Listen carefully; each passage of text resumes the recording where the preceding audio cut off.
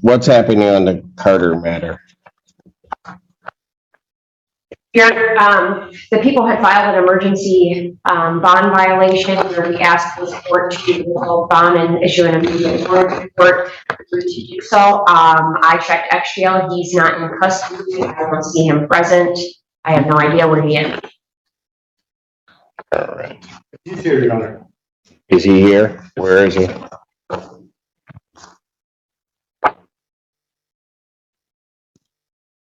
Where? You need to come up. I'll call your case. Court calls the case of People versus Cameron Carter. Morning, Your Honor. John Vincent on behalf of the defendant, who stands to my right. All right. Say your name. Come on, Carter. All right. We're going to deal with the bond hearing first and then decide if we're going to go with this case. Okay. The people sent in that motion because I was going to meet with him myself. There was 3 police reports made, 1 made to Romulus Police Department and 2 made to the Wayne County Sheriff's Office. I'm still awaiting the police reports from the Wayne County Sheriff's Office, but I received the Romulus Police report and attached it to my emergency motion. There was texts and things that were said by the defendant threatening the life of the victim. When I spoke to her on the phone, she said she was extremely concerned for her safety, and I shared those concerns, which is why I filed the motion. I'm not sure why Mr. Carter has not turned himself in this warrant and I would ask that the bond to be set at a very high rate, determined by the court and or to remain in one vote. These are 3 different violations of bond. He also has he has the no contact, he has the no go to that we have in this case, and so I don't understand what the reason to reach out for any reason. Mr. Vincent. Well, Your Honor, is the witness here? Because that is all, and I mean, all the allegations are based on her words. There's been no police contact, no video, no third-party witness, no DNA, no fingerprints, no police contact with my defendant here. So he wants a hearing on this bond violation? None of these phone numbers connect to his account. He absolutely denies the allegations in here. There is no physical evidence, and if there is not a witness here, Your Honor, then both the underlying case should be dismissed and this alleged. I'm not even talking about the underlying case. So just deal with what I told you to deal with. All right, well, Does he want a hearing on the bond violation? absolutely, Your Honor. When are you going to have the other report? I'm not sure, but I can check on that today. And I'm also waiting for the actual screenshots of the text messages that are written in the Romulus Police report. And if he's saying that that's not his phone number, I can also get a search warrant as to that effect. Now, in that police report, there are 6 phone numbers listed. The police report indicates that none of those numbers are Mr. Carter's. If there are screenshots, I have not received those screenshots. It's the first time I'm hearing that there are 2 other potential police reports out there. However, this police report says that 2 officers showed up. I don't know how a Wayne County Sheriff's Department police report would be any different than this, as far as I can see, there were no Wayne County sheriffs on the scene of this alleged incident. There's just simply no physical evidence. There's no third-party evidence, and frankly, if you read through the report, I did. Before I revoked your client's bond. Yeah, okay, well, I would hope you did. When you start to read through it, the allegations in there, either it's a lie, or he's the luckiest guy on the planet, because I would think that the Romulus PD would be able to get over there in the length of time that all of this stuff is alleged to have happened and find a purple Taurus. She says at 1 p.m., he began to call her, and it somehow got into an apartment, beat on the door of the apartment, left the apartment, started yelling through the window. then generated somehow, all while outside, 6 other phone calls from 6 different numbers, none of which line up to the defendant. If she's not here, Your Honor, then I think that that is a very, very strong indication that this is not factual.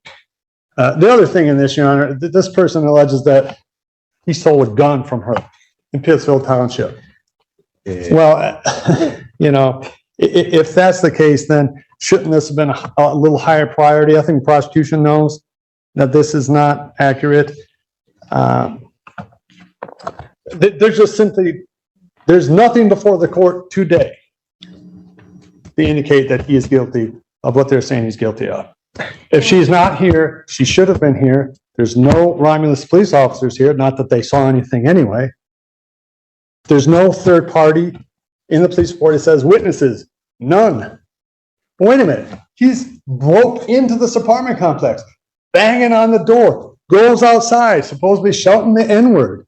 Don't you think somebody would have witnessed that, especially at 2 p.m.?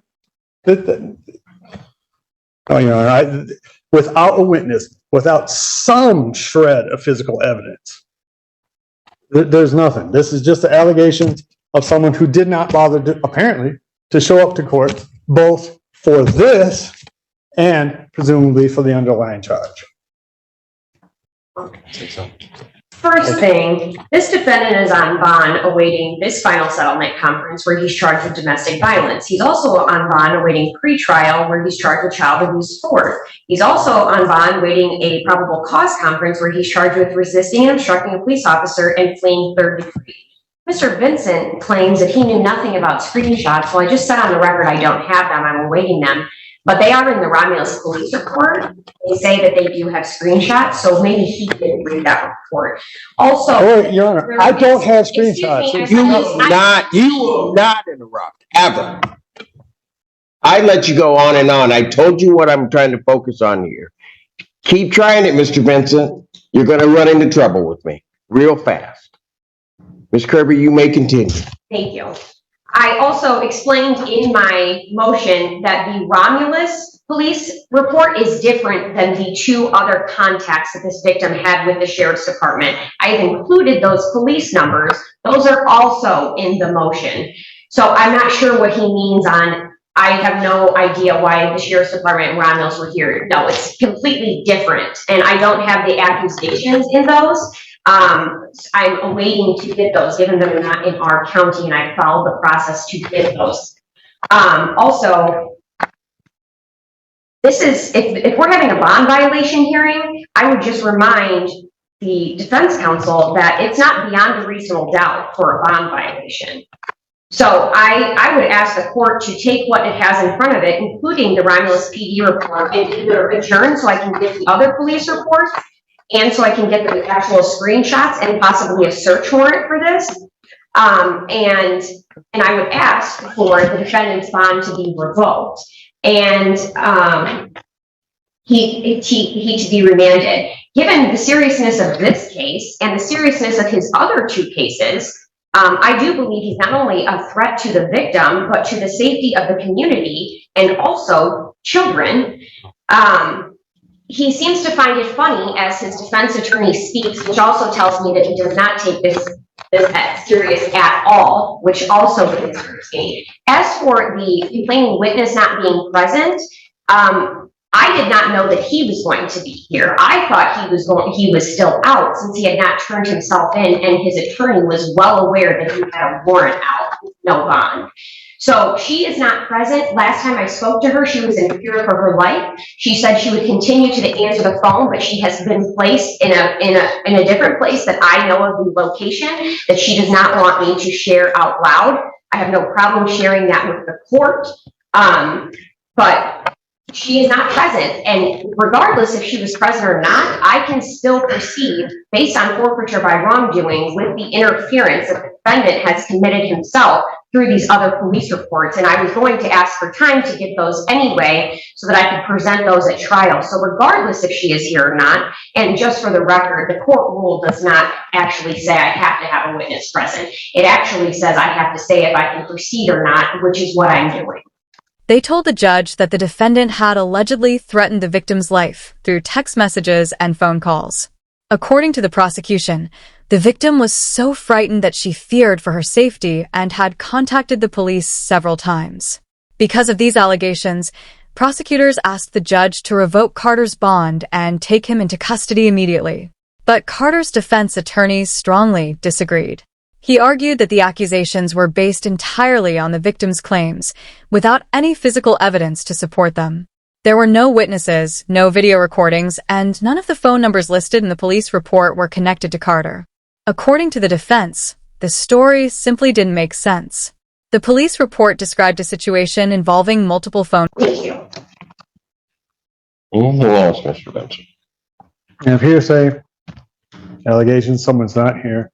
This all happened in the last 48 hours, 72 hours. Keith Johnson's not here, but if I look at what's in here,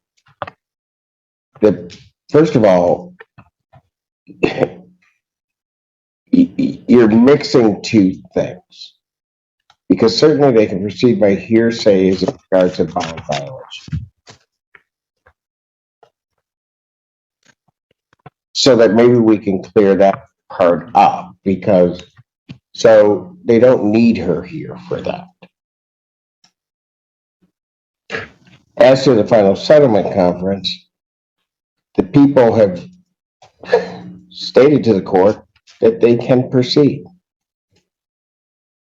without her, if necessary, but that they also do know where she is.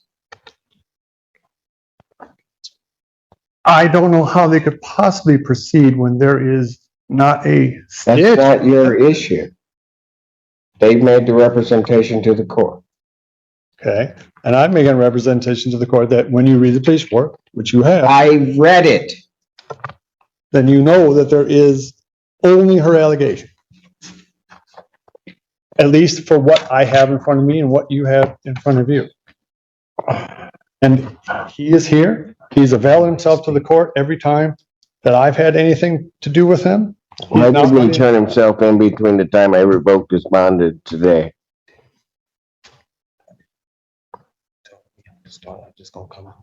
Because you, as an officer of the court, should have instructed your client to do that the court had revoked his bond. So I want an answer to that question. I mean, we were going to be here today. That's not an answer to my question. Mr. Allen. According to what the defendant just told his attorney is that, he told him to just show up today and not turn himself in. That's correct, Your Honor. I mean, and that if. Oh, put me in handcuffs, man. That's a wrong answer. I'm sorry. I'm Way the wrong answer. I'm sorry, man. Actually, I'll deal with this in a minute, because right now I'm furious, Mr. Vincent, that you would represent that client. Defendant remanded. Take you. Court's gonna stand in recess. Maybe seated.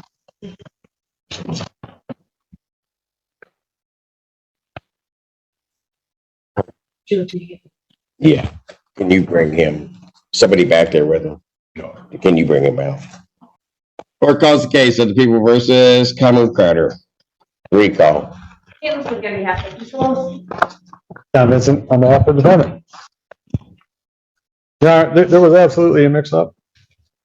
And as much as my understanding was that he had spoken to the court and they did not tell him to come in, and I should have come in. Yeah, it's absolutely a mistake on my part.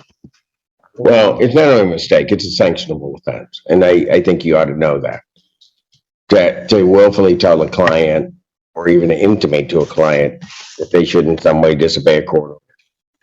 In no way, shape, or form, Your Honor, did I meant to have that effect happen. My understanding was that he had seen you in person this week and that you come to court from. I would never, and I think you know that about me, I would never have anyone try to knowingly or disobey an order. I would never knowingly disobey any of your bond conditions or orders.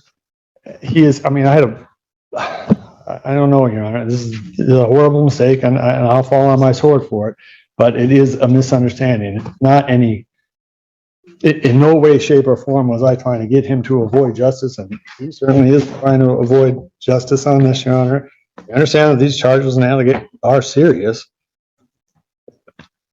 I mean, all I can say, Your Honor, is that my understanding was that he had spoken to the court this week and that he was free to come here Friday.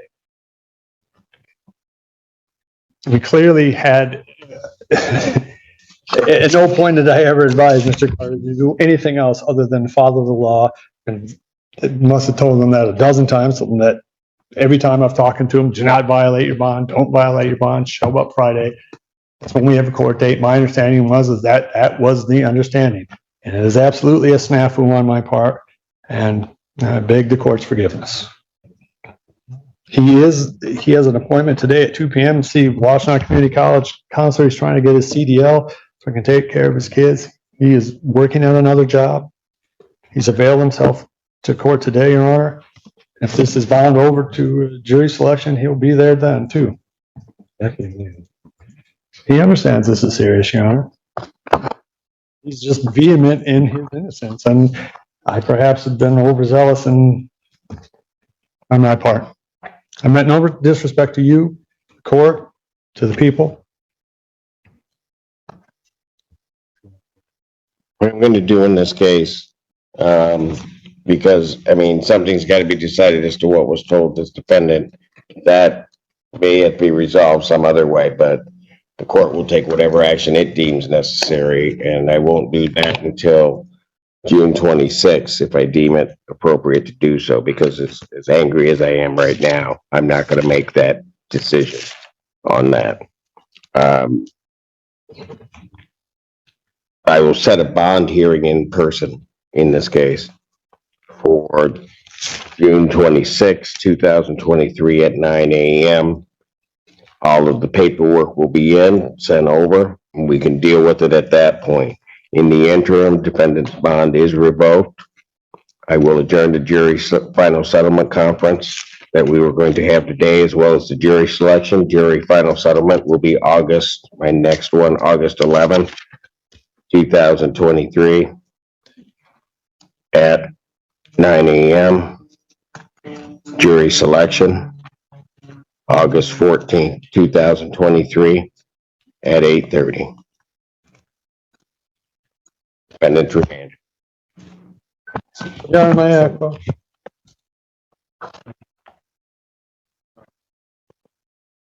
I don't think you want to do that right now. I am just.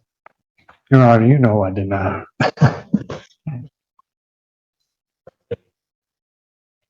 Calls, shouting outside an apartment, and even attempts to break in. Yet, despite this supposedly happening in broad daylight, there were no witnesses at all. The defense attorney pointed out that if something that dramatic had truly occurred, someone in the apartment complex would likely have seen or heard it. As the arguments continued, the judge's frustration began to show. The court had learned that Carter had not turned himself in earlier, even after his bond had already been revoked. The judge then asked a serious question, whether Carter's attorney had advised him to simply show up in court instead of surrendering to authorities. That moment immediately raised concerns. The judge warned that encouraging a client to ignore a court order could be considered a sanctionable offense. The defense attorney quickly apologized, explaining that it was a misunderstanding. But the judge made it clear that the situation was extremely serious. In the end, the judge decided to revoke Carter's bond and ordered that he remain in custody. A new bond hearing was scheduled for June 26, and additional court dates were set for settlement discussions and jury selection. This tense courtroom moment shows how quickly legal proceedings can escalate when questions arise about evidence, credibility, and whether court orders are being followed.